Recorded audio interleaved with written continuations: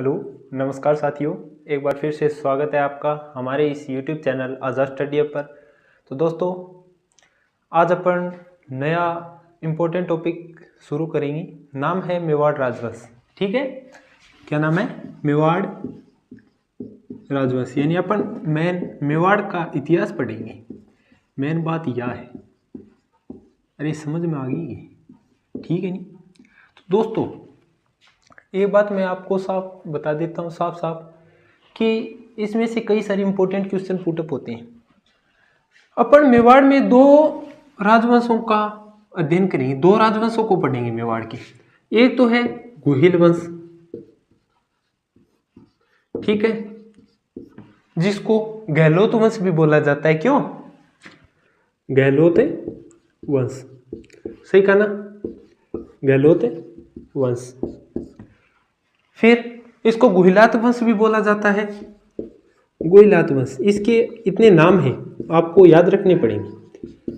वैसे याद रखने वाले क्या है, ये पहले नाम तो सेम ही है। गुहिल वंश, गहलोत वंश, गुहिलात वंश एक ही वंश है। और दूसरा वंश है अपना सिसोदिया, सिसोदिया वंश। समझ में आ गई बात दोस्तों? तो इस वंश की स्थापना किसने की, यानी इसका संस्थापक कौन है? सिसोदिया वंश का। सिसोदिया वंश का संस्थापक है Rana Hamir. Clear? It is clear? ठीक है। तो इसका गुहादित्य हो गया। इसका संस्थापक कौन है? गुहादित्य। इसका संस्थापक दोस्तों गुहादित्य होगा। ठीक है। अब कई बार एग्जाम में क्वेश्चन पूछ लिया जाता है। अपन क्या पढ़ रहे थे? मेवाड़ का इतिहास। मेवाड़ के इतिहास में दो राजवंशों को पढ़ेंगे, एक तो गुहिल वंश है, दूसरा सिसोदिया वंश है।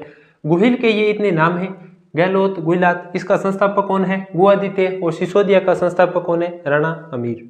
बात क्लियर? इसके बाद कई बार एग्जाम में एक क्वेश्चन पूछ लिया जाता है, वो क्वेश्चन मैं यहाँ पर बोर्ड पर नोट कर देता हूँ। तो क्वेश्चन है कि मेवाड़ का उद्धारक किसे बोला जाता है? मेवाड़ का उद्धारक किसे बोला जाता है?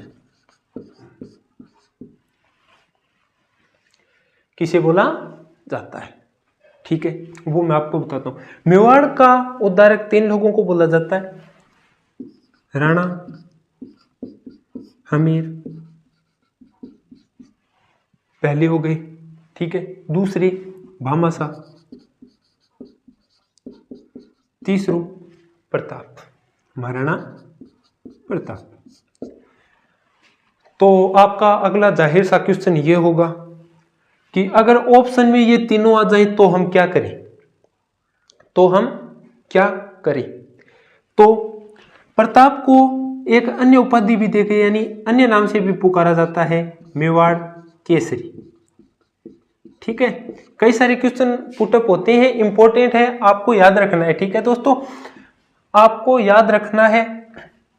पहला क्वेश्चन तो ये बनता है कि मेवाड़ का उद्धारक किसे बोला जाता है। तो अभी कन्फर्म नहीं है, इस क्वेश्चन को पेंडिंग छोड़ दो, एक बार पेंडिंग। ठीक है।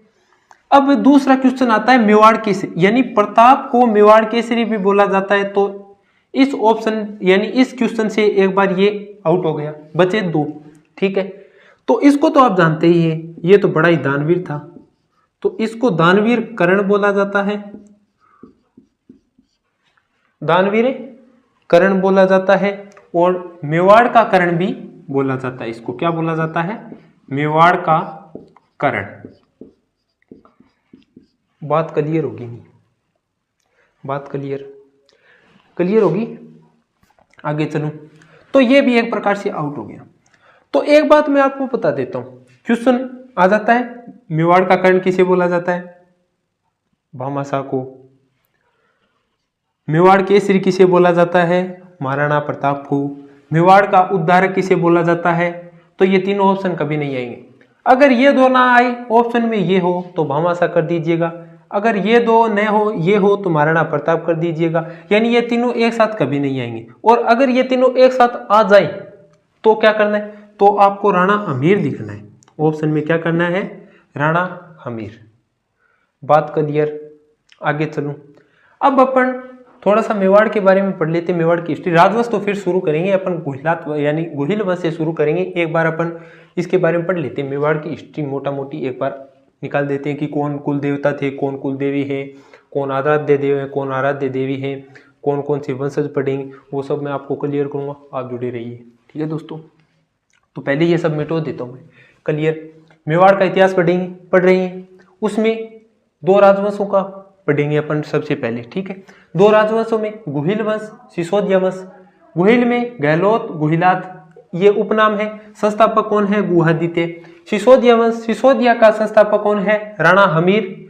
और इसके बाद क्वेश्चन आते हैं 3, मेवाड़ की केसरी किसे बोला था? इंपॉर्टेंट क्वेश्चन है भाई, कई बार पिछले एग्जाम में, कंपटीशन एग्जाम में पूछे जा चुके हैं। तो मेवाड़ केसरी प्रताप को, मेवाड़ का कर्ण भामाशाह को, और मेवाड़ का उदार किसे बोला जाता है? इन तीनों को बोला जाता है। अगर ये तीनों एक साथ आ जाए तो राणा अमीर कर दीजिएगा, और अगर ये राणा अमीर ना हो, ये ना हो, तो महाराणा प्रताप करना है। ठीक है दोस्तों, क्लियर है? आगे चलूं? ठीक है,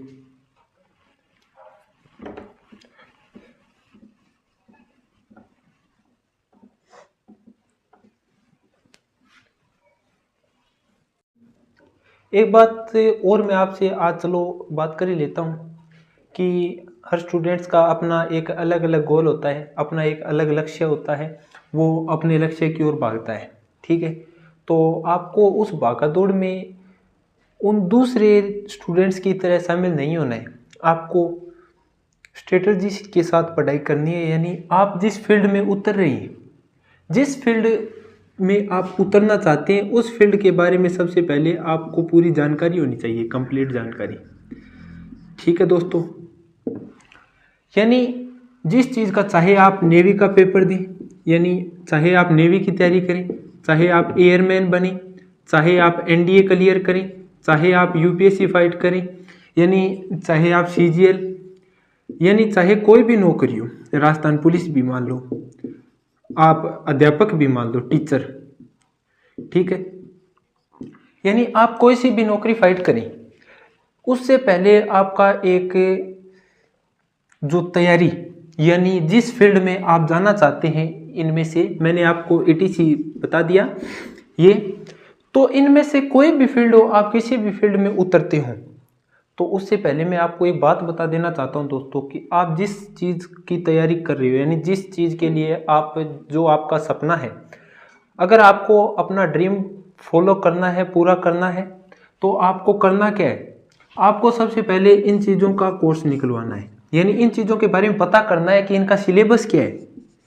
ठीक है, इन सब चीज़ों के, यानी जो आप जॉब चाहते हैं, जिस प्रकार की जॉब चाहते हैं, सबसे पहले आप उसके बारे में सिलेबस पता करें।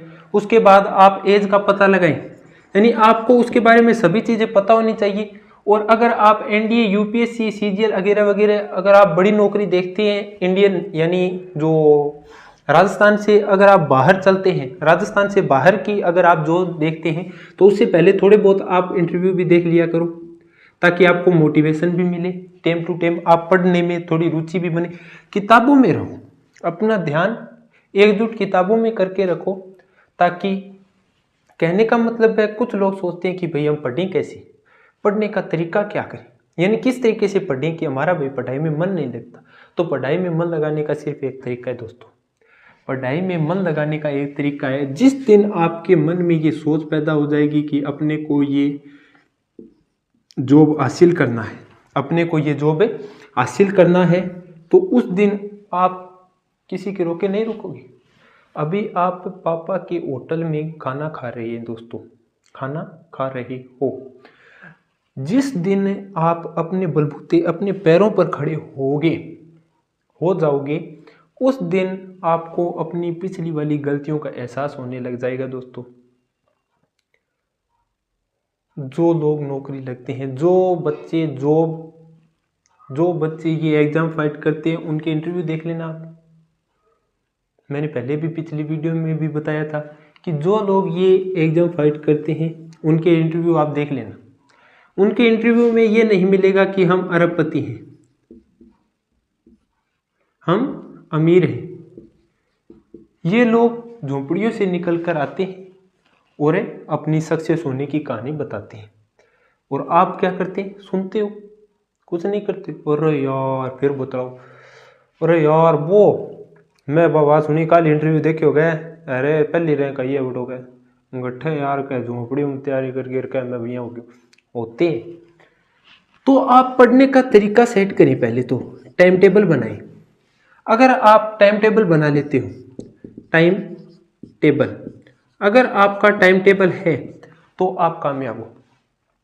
ठीक है दोस्तों, तो चलो इन सब को छोड़ो, अपन मेवाड़ का इतिहास पढ़ रहे थे उसके ऊपर चर्चा करते हैं। ठीक है दोस्तों, तो